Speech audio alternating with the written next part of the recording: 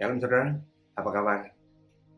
Kembali jumpa dengan saya dan saya percaya dimanapun saudara berada, penyertaan Tuhan senantiasa menyertai memberkati. Saudara diberkati, saudara sehat senantiasa. Kita akan diberkati dengan kepala sebelum kita menikmati firman Tuhan.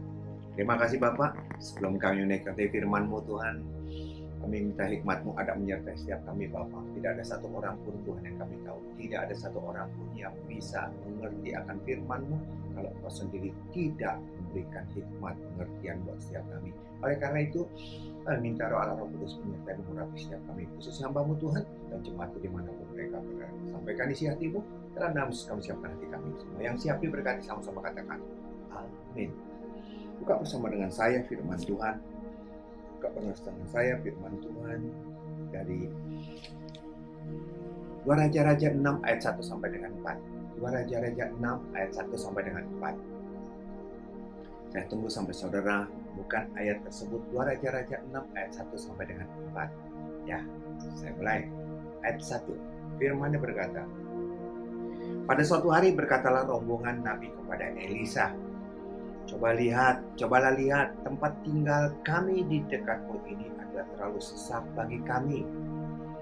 Baiklah kami pergi ke sungai Yordan dan masing-masing mengambil batu balok. Satu balok dari sana supaya kami membuat tempat tinggal untuk kami. Jawab Elisa, pergilah. Lalu berkatalah seorang, silakan ikutlah dengan hamba-hambamu ini. Jawabnya, baik, aku akan ikut. 4. Maka ikutlah ia dengan mereka. Setelah mereka sampai di sungai Yordan, mereka pun menebang pohon-pohon. Amin. Perhatikan ayat 1. Pada suatu hari berkatalah rombongan Nabi kepada Elisa, cobalah lihat, tempat tinggal kami di dekatmu ini adalah terlalu sesak bagi kami. Oh, haleluya. Saudara, itulah manusia. Kita tidak pernah akan puas. Itulah manusia. Diberkati, ya ada problem, tidak diberkati, lebih ada problem lagi. Mereka makin hari makin diberkati sehingga mereka makin sesak, mereka butuh tempat tinggal lagi untuk perluasan. Itu yang terjadi. Siapapun kita di tempat ini, bagaimana kita melihat masalah. Dari sudut pandangan mana kita lihat masalah. Judul khotbah saya pada saat kesempatan hari ini adalah cerdik seperti ular dan tulus seperti merpati. Amin. Cerdik seperti ular, tulus seperti merpati. Saudara, kita lihat masalah. Mereka punya masalah, mereka tidak hutang. Mereka bukan punya hutang, mereka bukan punya sakit, tapi mereka mau punya masalah adalah mereka terlalu sempit. Mereka perlu perluasan, masalah buat mereka. Ya, ini pun masalah buat mereka. Kalau kita lihat masalah, sesungguhnya saudara, dari masalah kita bisa melihat, bercermin dari masalah itu menjadi cermin buat kita. Siapa orang itu sebenarnya? Saya ulang lagi saudara, dengan adanya masalah kita bisa tahu siapa orang itu. Sifat daripada orang itu kita bisa tahu. Dari masalah, kalau tidak ada masalah kita tidak pernah akan bisa melihat. Kita tidak bisa mengukur dalamnya laut. Dengan adanya masalah, kita bisa mengukur seberapa dalamnya. Seberapa orang itu, sifatnya seperti apa. Kita pelajari sama-sama. Saudara, rombongan Nabi punya masalah dan dia datang kepada Tuhan. Dengan kerendahan hati dia datang kepada Tuhan. Ini yang luar biasa. Ini yang luar biasa. Saat punya masalah, dia datang kepada Elisa. Berapa banyak orang, saudara, berapa banyak orang, kalau mereka lagi susah, lagi tertekan, lagi punya masalah, mereka datang kepada Tuhan, itu sudah biasa. Mereka dalam persoalan, mereka dalam masalah, rasanya mereka sangat kuat, ditekan, diomelin, dihina, mereka diem, mereka sepertinya nerima. Belum tentu sifatnya seperti itu saudara. Dalam keadaan tidak punya, dalam keadaan problem, dalam keadaan butuh, mereka bisa menekan perasaan mereka. Tapi itu bukan berarti sifat mereka seperti itu. Saat mereka diberkati, kita baru tahu sifat daripada orang itu sesungguhnya seperti apa. Kita lihat contohnya. Miskin dan kaya beda. Kita lihat contohnya. Kejadian 13 ayat 6 sampai dengan 7. Kejadian 13 ayat 6 sampai dengan 7. Saya bacakan buat saudara Kejadian 13 6 sampai dengan 7. Tetapi negeri itu dari 5 dah. Juga Lot yang ikut bersama-sama dengan Abraham mempunyai domba dan lembu dan kemah. Tetapi negeri itu tidak cukup luas bagi mereka untuk diam bersama-sama, sebab harta milik mereka amat banyak, sehingga mereka tidak dapat diam bersama-sama. Karena itu terjadi perkelahian antara para gembala Abram dan para gembala Lot. Waktu itu orang Kanaan dan orang Feris diam di negeri itu. Saudara, ini yang terjadi. Lot dan Abraham, mereka diberkati kambing dombanya, sehingga rumput yang kurang, saking banyaknya kambing dan domba-domba mereka. Kita lagi miskin, kita punya masalah. Kita sakit, kita punya masalah. Kita diberkati pun kita punya masalah. Tapi kalau boleh milih, enakan diberkati punya masalah. Lebih enak daripada miskin punya masalah. Dan dalam keadaan masalah seperti ini, kelihatan siapa Lot dan siapa Abram. Sehingga yang terjadi, gembala-gembala daripada Lot, gembala-gembala daripada Abram, itu bertengkar, berebutan rumput. Harusnya Lot itu tahu diri.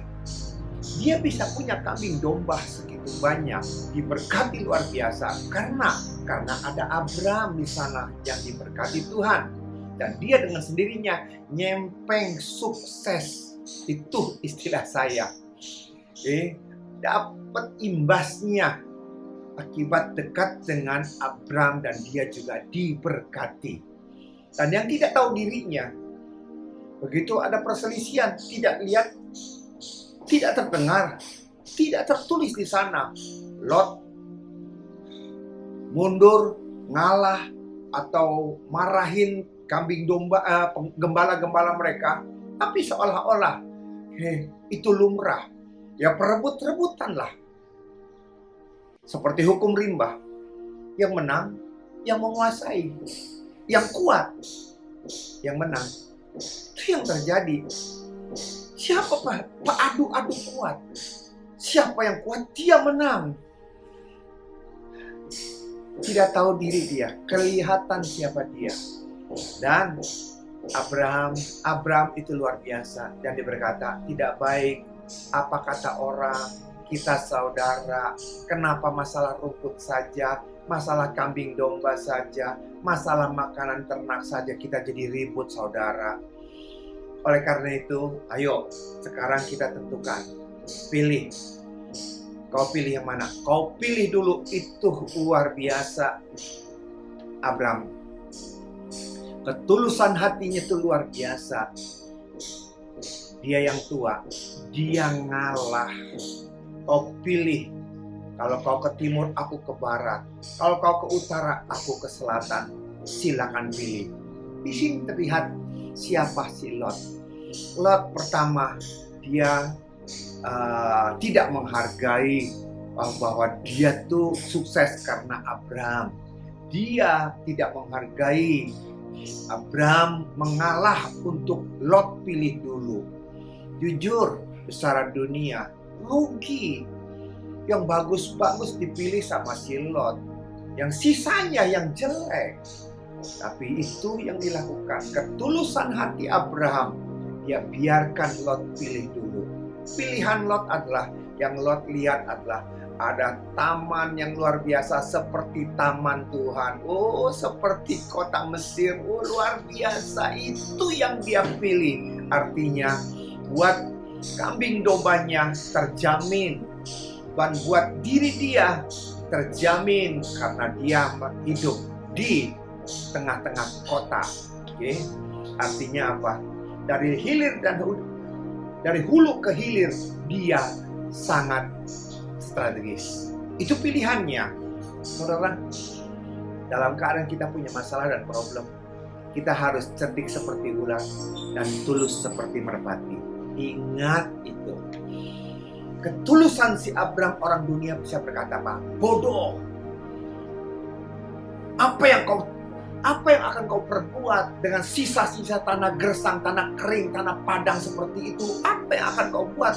Makan apa kambing dombamu? Tapi Abram luar biasa. Dia boleh kehilangan segala sesuatu dan orang dunia bisa berkata bodoh.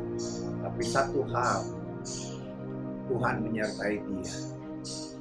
Boleh keadaan itu kering, boleh keadaan itu gersang, boleh keadaan itu tidak subur, tapi kalau Tuhan ada menyertai dia, Tuhan menyertai kambing dombanya, tidak ada satu ekor pun kambing dombanya kelaparan. Ingat itu. Ingat itu. Dan Abram terlalu percaya dan Tuhan angkat jempol. Yes. Saudara, demikian juga. Kita waktu kita punya masalah, waktu kita punya problem, kita datang kepada Tuhan, kita merendah kepada Tuhan, itu hal yang biasa. Dengan kerendahan hati kita datang, tetapi satu hal, ketulusan hati kita.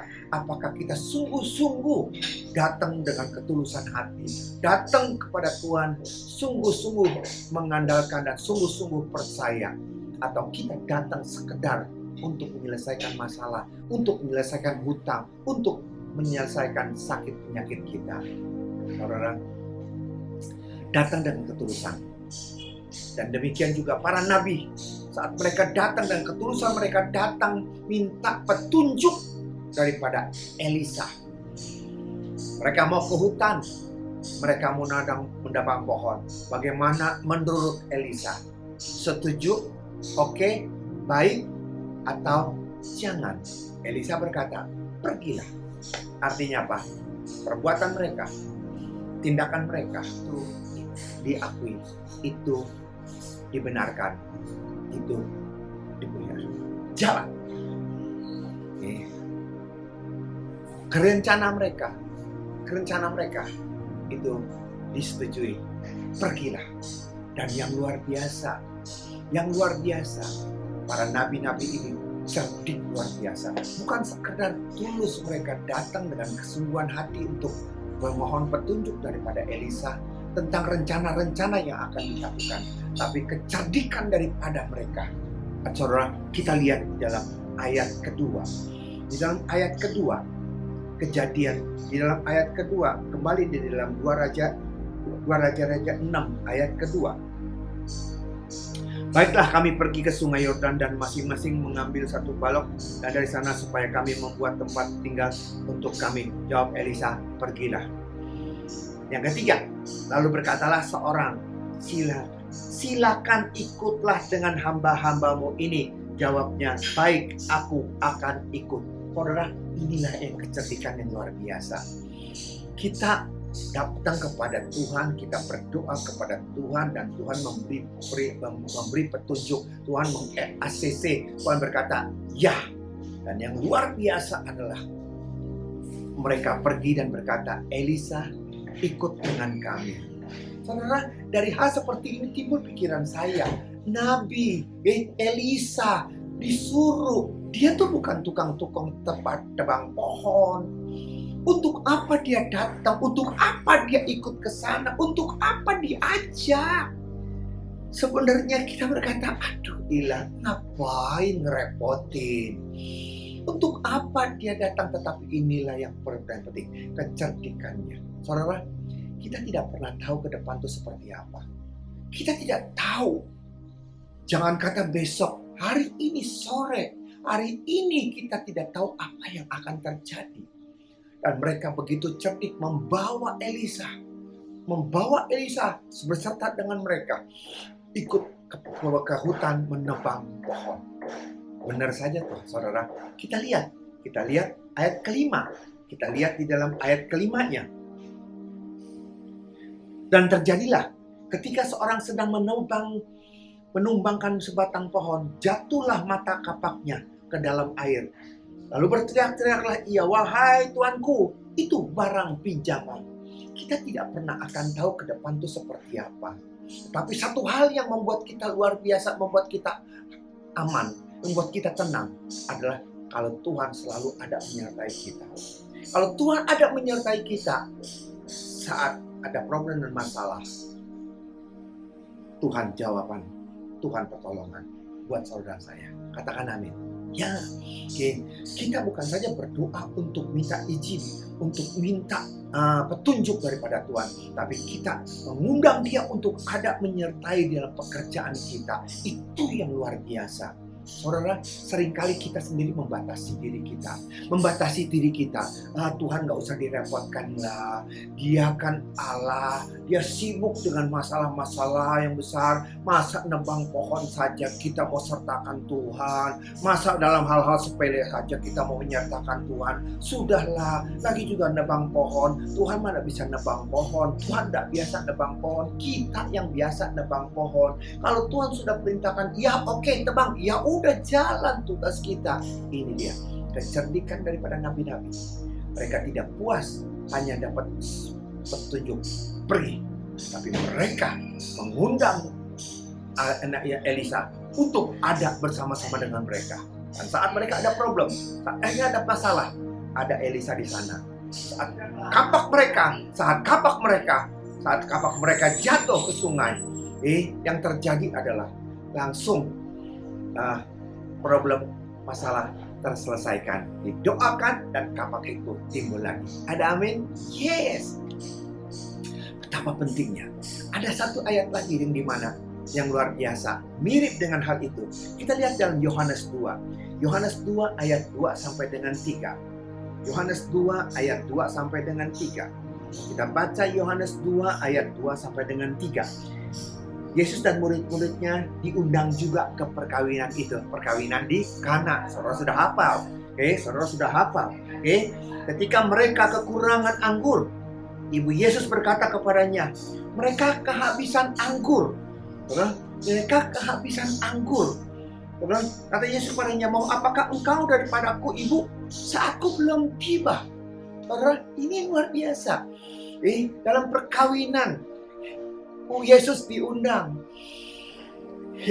Yesus ada di sana. Kita tidak pernah tahu dan kita tidak pernah. Kalau saja kita tahu, tidak akan jadi masalah. Siapa yang tahu? Mereka masing-masing sibuk mengenai ruangannya, siapa yang akan khotbah, mengenai makanannya, mengenai terima tamunya, siapa yang terima tamu, siapa yang ini, semua ribut, semua sibuk. Tapi mereka tidak pernah tahu bahwa ada makanan kehabisan.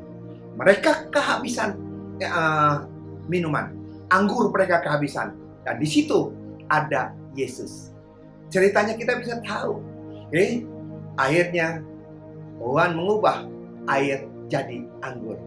Saudara, ini yang terjadi, ini yang harus ada dalam diri setiap kita, di dalam setiap aspek kehidupan kita. Selain kita berdoa untuk semua langkah-langkah kita, yang kedua, yang lebih penting harus kita punya kecerdikan. Apa itu?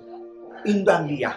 Ada di dalam kehidupan kita, ada dalam rumah tangga kita, ada dalam usaha kita, ada dalam pekerjaan kita, ada di dalam pabrik kita. Karena kita tidak pernah akan tahu ke depannya seperti apa. Kita tidak pernah tahu, bukan kita khawatir, tapi kalau Tuhan menyertai kita, apapun yang iblis mau kerjakan, apapun rencana daripada orang jahat, bagi Tuhan tidak mustahil. Karena Tuhan ada menyertai kita. Amin. Itu yang terjadi.